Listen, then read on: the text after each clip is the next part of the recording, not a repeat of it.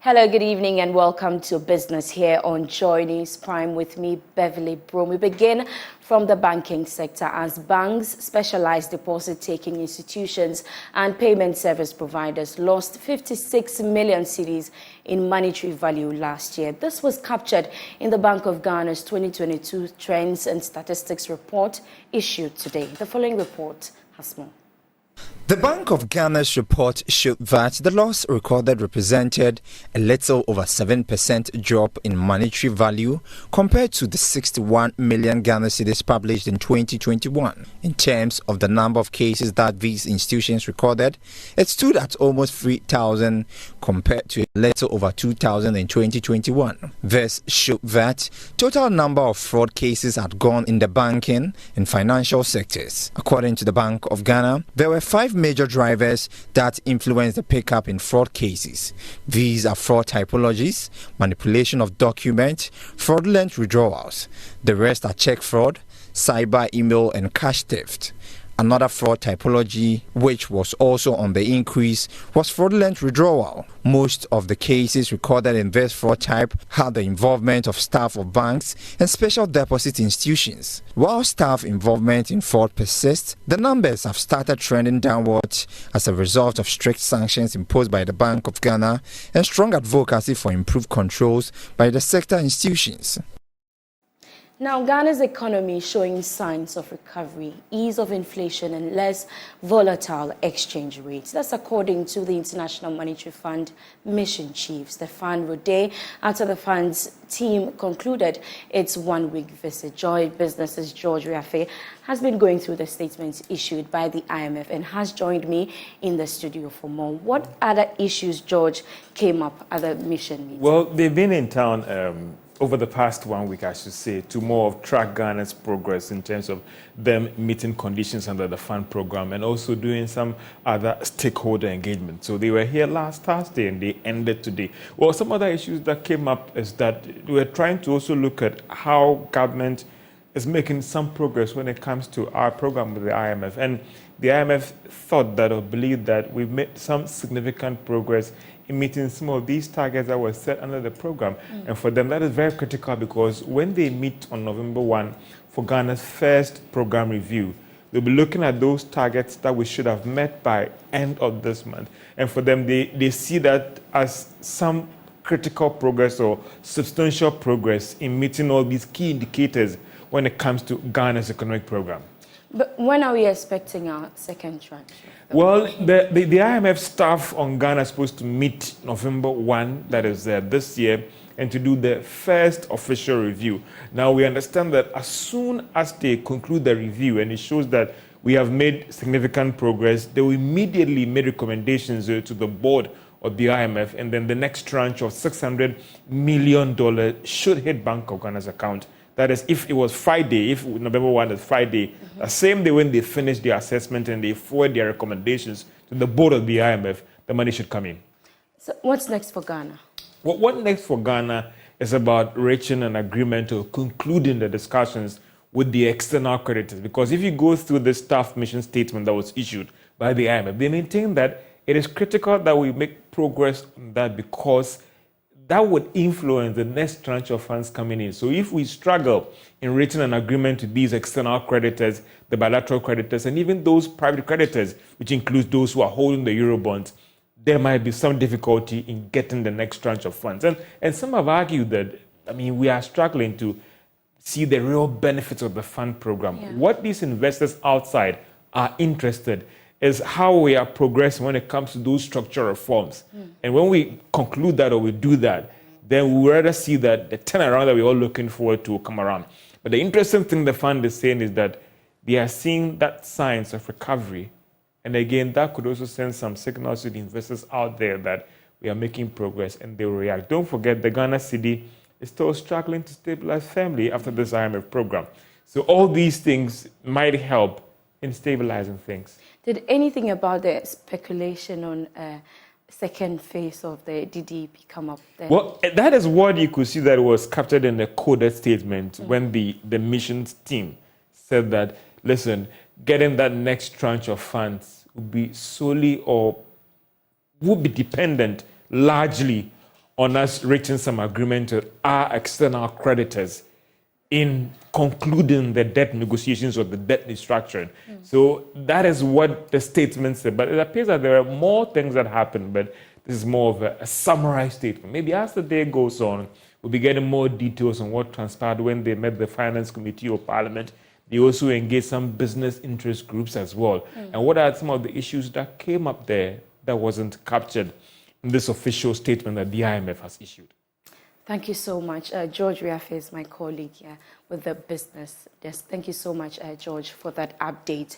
Moving on, the chief executive of the Association of Oil Marketing Companies, Kweku Agyeman-Duah, has attributed the inconsistencies in prices of petroleum products to the city's instability. His comment follows the projection by the Chamber of Petroleum Consumers that prices of petrol and diesel will go up from tomorrow, June 16. Mr. Agyeman-Duah believes the industry is in a very unstable situation.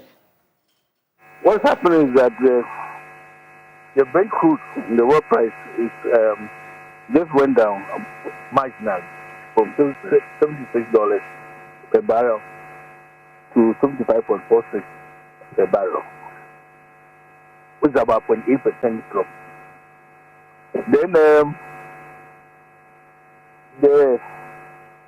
what you like to hear is that the world market price for petrol, for instance, went down by 0.3%, and that for diesel went up by 0.9%. LPG went down by 4%. All right, and our dear old Ghana cedi also depreciated by 4.24%.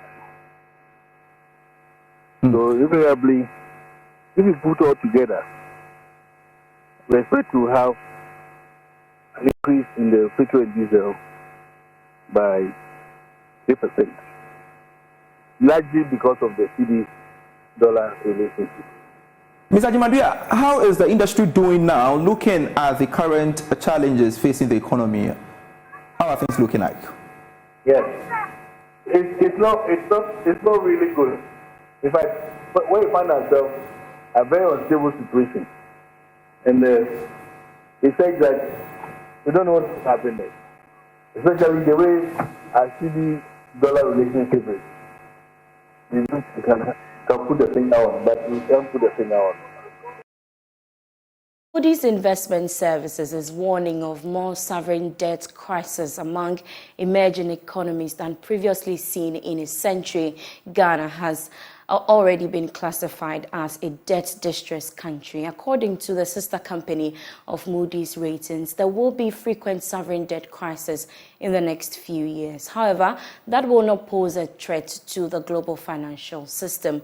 Lee C. Boucher is a professor at the University of Edinburgh, speaking at Moody's Global Emerging Markets Summit 2023. We are, I think, certainly on the verge of more sovereign debt crises than we've seen previously in this century. But I'm not sure that it will resemble the 1980s in this respect. Thus far, we have not seen the larger middle-income countries, the Mexicos, the Brazils, need to restructure their debt. Moreover, the composition of the creditors has changed dramatically. In those days, it was pretty much exclusively commercial banks. Do I think we will see more frequent sovereign debt crises in the next few years? I think certainly yes. But will they pose anything like an existential threat to the international financial system? I don't think so. Now, moving on, former president of the Ghana Association of Banks, Alhassan Andani, is pushing for Ghanaian businesses to consider other parts of the continent in expanding their operations if the regulatory environment in the country is not friendly enough. According to him, other jurisdictions may be in need of service provided by enterprise from Ghana, hence the need to take advantage of other good business conditions to build their operations. He was speaking to Joy Business after making a presentation at the Building Enduring Business Conference organized by the LVS Africa. The conference was under the theme Survival and Business Growth in Times of Economic Turbulence, Weathering the Storm and Thriving. It was aimed at providing some leadership skills to entrepreneurs and supporting other business aspirations. According to the former banker Alhassan Andani, businesses must look beyond the shores of their home country if they feel restricted. So let's be clear. The regulatory restrictions here may be that government is not conscious about orchestrating enterprises. But if you set up your company in Ghana and you are solving a problem, and which problem is not confined to the shores of Ghana, you can take that company and orchestrate and run it in another jurisdiction totally free of the Ghana government. And I said, MTN is in how many countries? How many governments do they transcend? ABSA, Barclays, Standard Bank. There are several countries, different governments. Why are those companies running around? Shell, Total, mention them. They're in different countries. But you go in, so you build a culture for your company and take it anywhere. Companies can overcome jurisdictions. They can overcome, there's literally they work 24 hours. Mr. Andani also called on government to make conscious efforts in growing small businesses to become African giants. Enterprises just don't come into existence by default. They are orchestrated. They are orchestrated by states. They are orchestrated by the shareholders. They are orchestrated by leaders. So if we take South Korea basically has probably very little natural resources, but South Korea has some of the leading global brands. Those are enterprises. Those enterprises were orchestrated by states. They were orchestrated by states. Then you have, of course, places like in America, free enterprise, but people come up with very bright ideas and themselves and investment bankers and shareholders orchestrate to take that business outside of the jurisdiction of America. Other speakers were of the view that the African continent has more opportunities that are yet to be tapped into. Because Africa represents an opportunity which, if harnessed and nurtured, will allow us to leapfrog the so-called developed nations. And that is why I hark on about Africa. But I accept that Africa is not a unitary state.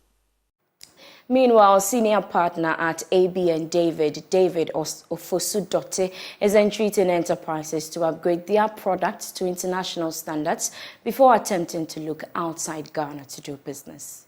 If it is your intention to grow and expand to become a globally competitive, or let's say an African continentally competitive business, which is the context of Mr. Andani's speech, one of the first things to do is to make sure that your product that you sell or your services is upgraded to the standard that it will be accepted as.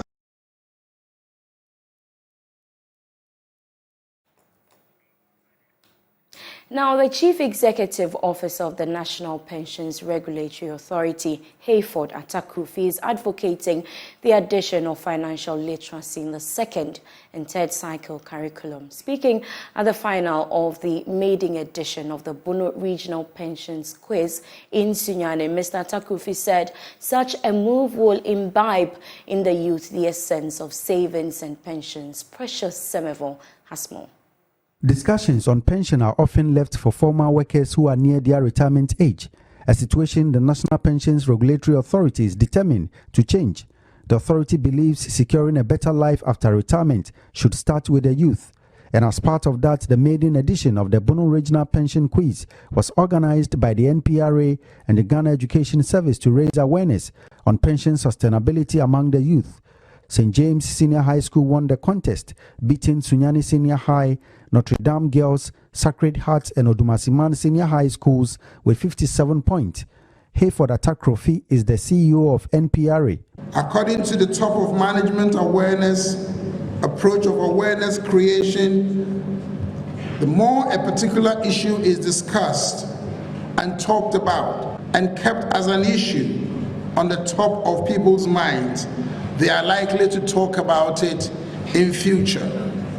And it is therefore in this spirit that we vehemently believe the adoption of pension awareness quiz would trigger the much needed enthusiasm in pension-related issues and encourage participation in pension enrollment. Mr. Takrofi said financial literacy is lacking among a large portion of the populace, hence adding it to the curriculum will help the youth embrace savings and pension from an early age. For those of us who are in the financial sector, sometimes it is very difficult to be able to sensitize the public because of the lack of knowledge. If financial literacy is made part of the national curriculum, it will imbibe in them at the very, very early stages. They should know how money works, how savings work, how pensions work, from early days of work to the last days of retirement. So it is by engaging like this, like a quiz or a teaching in a classroom, and also sensitizing their own parents at home. This is the only way that we can get the youth to carry the future of financial education forward. St. James winners of the pension quiz shared their thoughts on their involvement in pension awareness. The youth should be more enlightened about pensions, and the awareness should be created so that the youth will know the benefits of pension, so that they can contribute and secure income benefits when they retire. So with the knowledge we've received, we'll spread it to our colleagues and we'll try to educate any other people that we meet. Precious Semevo, Joy Business, Sunyai. Moving on, the Chartered Institute of Marketing Ghana says it will strengthen ties with its research partners to consolidate efforts of players within the space for quality services. This, the Institute says, will feed the Ghanaian public with relevant research information to improve the quality of life and enhance the image of Ghana. Speaking at the 33rd Annual General Meeting, patron of the Institute, Professor Stephen Ade, called on the members to inculcate integrity in their daily activities. The Institute said it is committed to investing time and other resources into ensuring innovations and continuous improvement in the award scheme. One of the things I have found is whether it's a personal brand or an institutional brand or a product or service brand, at the end of the day, integrity wins. You can have a short period of rise, but if you are not a man or a woman of integrity, your product cannot stand the test of what you claim for. Very soon you lose out. So that's all that I want to say. First is that integrity pays. Sometimes the payment comes very late, but when it comes, it's always solid. And you will be an individual whose name will be in the memory of your family, of your institution, of your country. President for the Chartered Institute of Marketing Ghana, Dr. Daniel Kasati, said the institute will continue to court non-professional marketing practitioners and lecturers to enroll for certification as a way to strengthen professional and ethical practices. This year certainly was better than the previous because of the effects of the lingering effects of COVID-19, which still hampered the operations of businesses. We deal largely with corporate organizations, and so the effects of the environment on their businesses also affected us a lot. That notwithstanding, we were able to, carry through most of our programs. We successfully last year, the most important, were able to organize our newly launched examinations twice last year for June and then December, recording one of the very best performances so far, and we're excited about that. We have been able to enroll a good number of students. We started with 91. Coming to June examinations, we have approximately 670 students. The CIMG maintained that it will complete its digitization process at the Secretariat by the end of the year, with further enhancements to all projects. Faithfully observe the statutes, bylaws, regulations, and decisions of the Institute. Now, with artificial intelligence taking shape on the continent, corporate institutions have been urged to leverage it to ensure productivity. According to the Chief Executive Officer for Web and Software, Philip Gami, artificial intelligence can aid businesses in streamlining job processes and aggregating data. He spoke to Joy Business at a press briefing on assessment of strategy and impact of artificial intelligence on corporate Ghana. Companies must find an innovative way to be able to glean powerful insights from what is happening around them in their finance data, in their sales data. AI has the ability to predict what is going wrong so that you can create a fix. And also the last area and most important area is evaluation. Most companies will not be able to invest heavily in R&D to evaluate and monitor progress towards their goals. Strategies are formulated at the beginning of the year. Latest by May, June, everything begins to die out and they are thinking about hampers to distribute to clients in December. We cannot continue this. The world is not sleeping and working around the clock. It's important to evaluate. End of year reviews must be a thing of the past. Real time, we can learn from the data whether management interventions, policies, programs are working or not working, whether our target is being realized, and where we ought to be based on the statistics need to be issues we consider. So one would ask, what should an AI strategy include for the corporate entities? They must look at the potentials. AI has become so available and accessible. So every company must identify the use cases for each department, for each role. They must identify the use cases in which AI can be used to optimize the productivity and performance levels of its managers and workforce. If you don't do it, you would be left out. And that's our package for tonight. For more business news, you can log on to myjoyonline.com/business. I am Beverly Broom. I leave you with news making headlines on the internet.